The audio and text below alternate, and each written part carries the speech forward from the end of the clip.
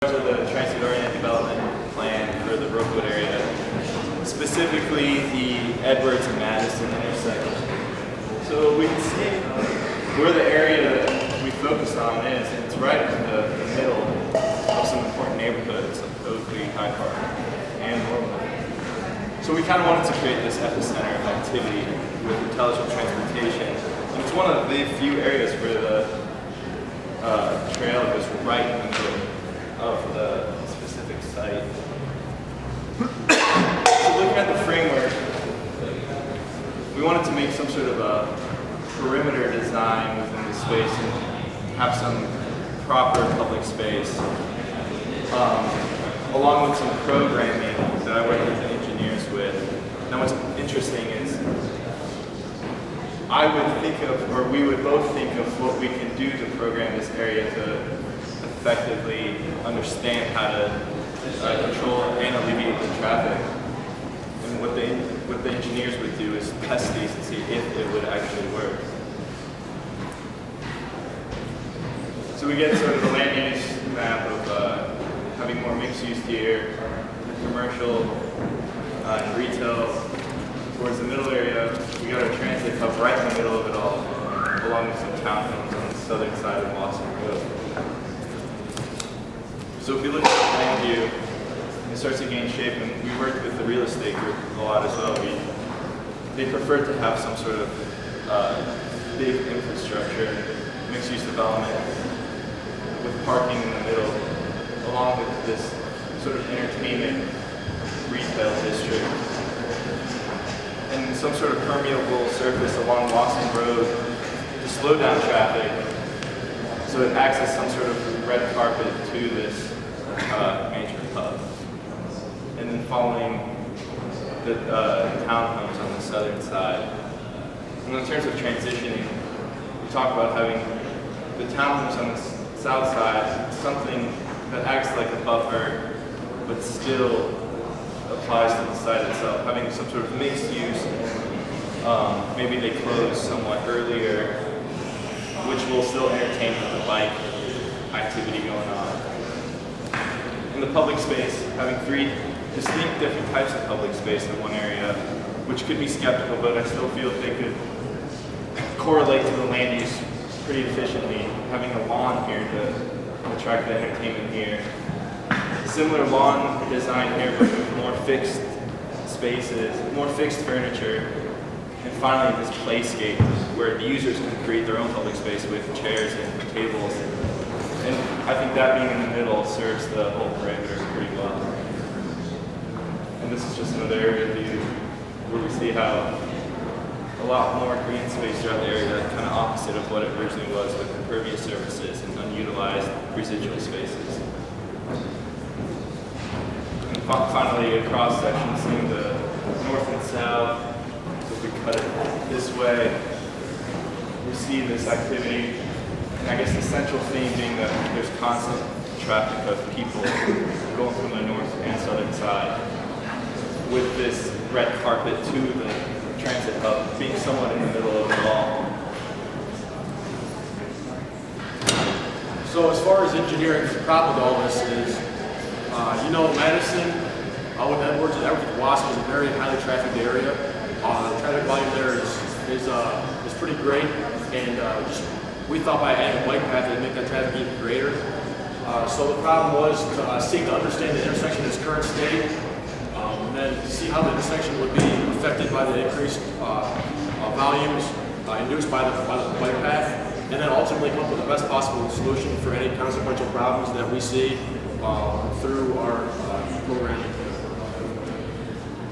And just an aerial, quick photo of two intersections we're talking about. The first one is down further south, right off the path is Edwards with Wasson, and then a little bit north of that is Madison with Edwards. And we came up with 8 specific deliverables. The first 3 are we wanted to obtain traffic counts for the area.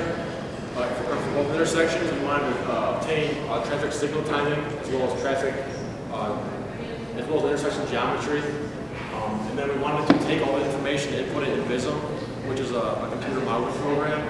And then after we do that, we wanted to see research how much bike path traffic and volumes would be added to the areas.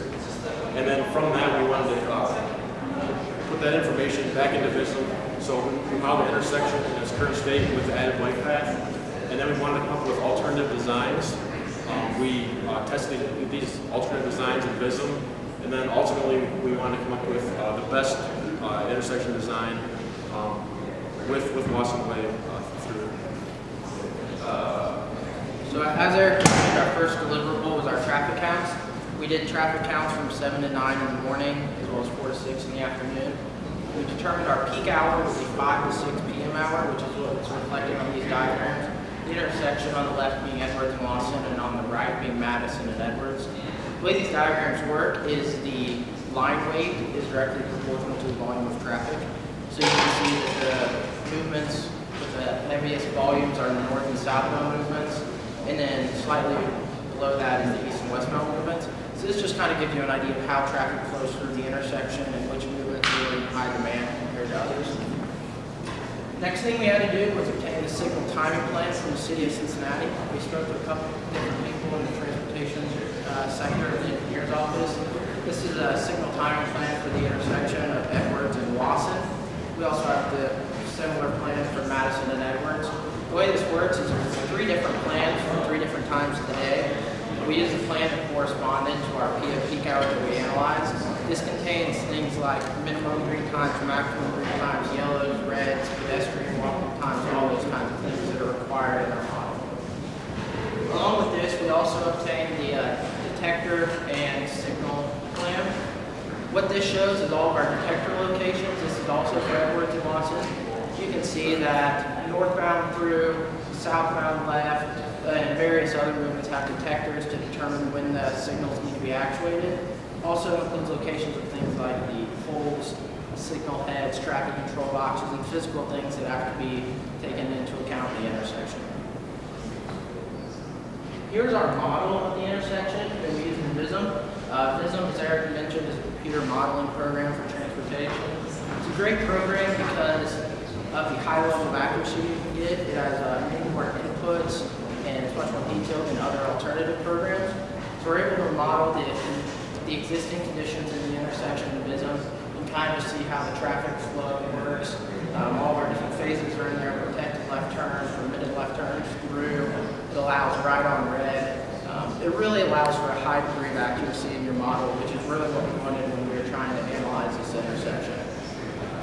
So from this model, we had our baseline model, and then we were able to develop our other models that we'll talk about a little later. As I said, this was our existing model, and from this, we're able to determine the existing level of service for all the movements within the intersections. You can see the 2 different intersections and the delay and level of service for each movement. The Edwards and Lawson intersection functioned rather well, with the largest delay being 30.7 seconds, which is not great, but definitely acceptable within transportation standards. And if you look at the Edwards and Madison intersection, all of the left turn movements have a level of service of D, which is not really wanted. And we specifically focused on the southbound left movement, which would have a delay of 51.1 seconds for our analysis. So in order to consider... I just have a question real quick before we go off. When you look at your Vism model, you guys went out and actually did traffic. Did the Vism model look like what you saw in the field? I think it actually did. We were kind of surprised by that due to how, it's kind of awkward how close the intersections are and whatnot. It took a lot of tweaking and a lot of time and a lot of work with Dr. Way's TAs and whatnot, but I think we developed a pretty accurate model, to be honest. So in order to consider the Lawson Way Trail and the delays, increased delays it might have, we wanted to first quantify, we had to obtain an hourly rate and put into Vism. So after looking with some other trails in the area, in the country, and talking with Mr. Andrews, exchanging some emails, we nailed down an annual figure expected in the first few years of the bike path to be 600,000 annual users. So in order to input into Vism, you need an hourly figure, and we were able to use adjustment factors provided by the National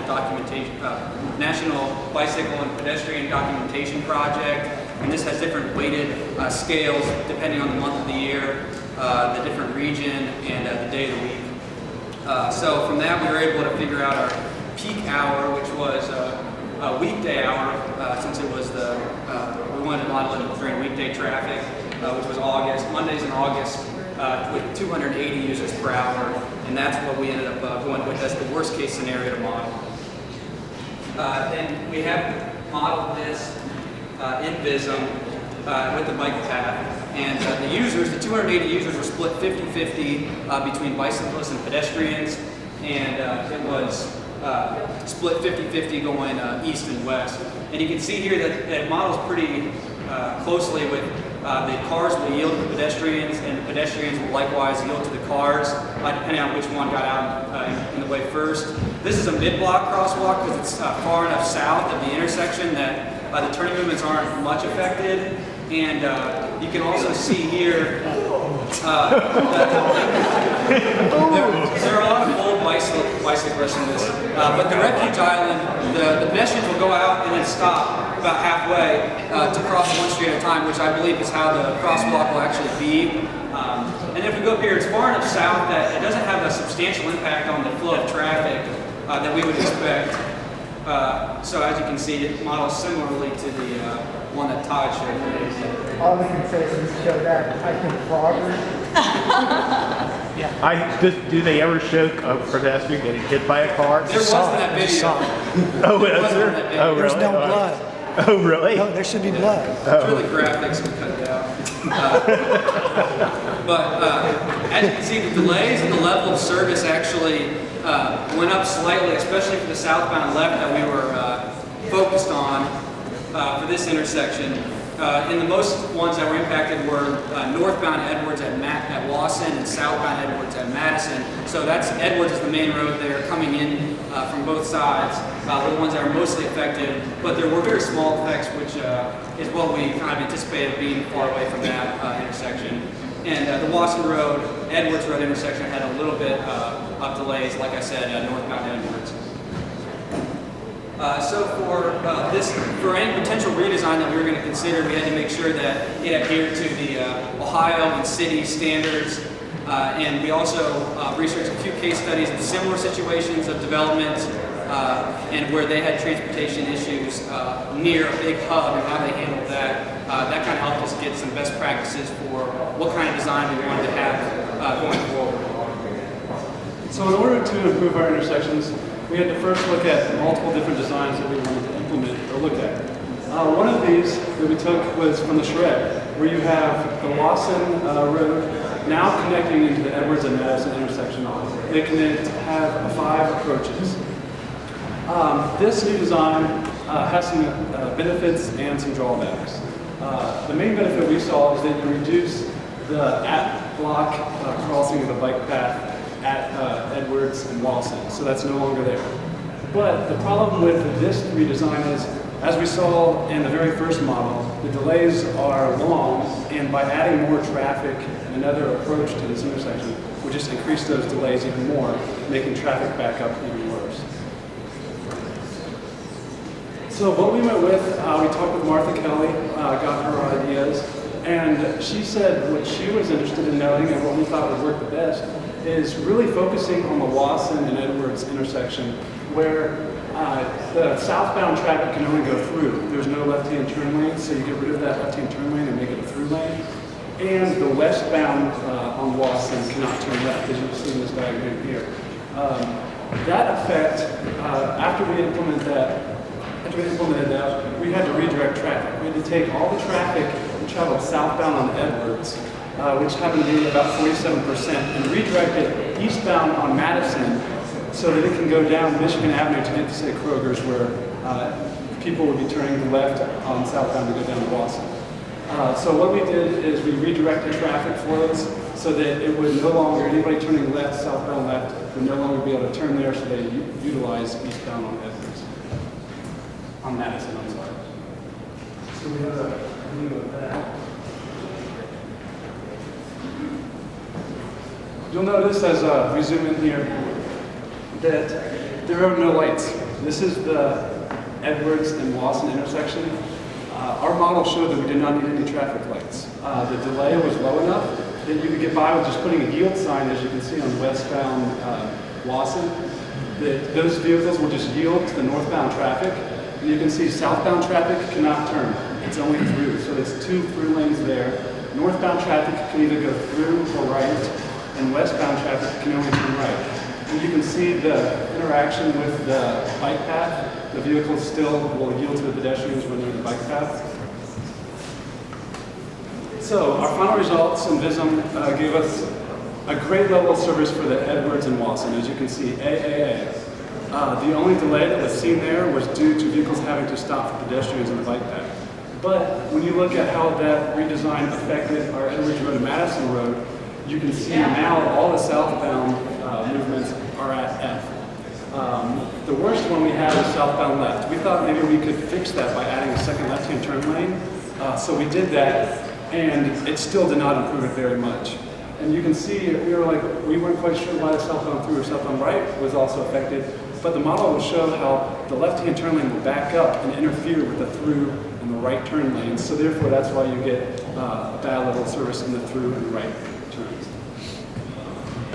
So overall, what we found out is that the final design, the best design, would be just to keep the intersection how it is and input your Lawson Way Trail. So the reason why we decided this is because of the functionality. It had the least delay and the best level of service, as shown in our models. It also was most economical and sustainable. It was the cheapest. Obviously, there's no intersection changes to be done. The social impact, you're not going to affect the locals. People aren't going to be mad because you're changing the geometry or adding lanes or not getting them confused. And there's no neighborhood disturbance for construction. I know a big deal was, well, if you want to change the intersection, how are you going to reroute traffic in this, condensed residential area? And then the political impact was the lowest funding because obviously that's, politicians' very good idea for that. So. And that's the end. So.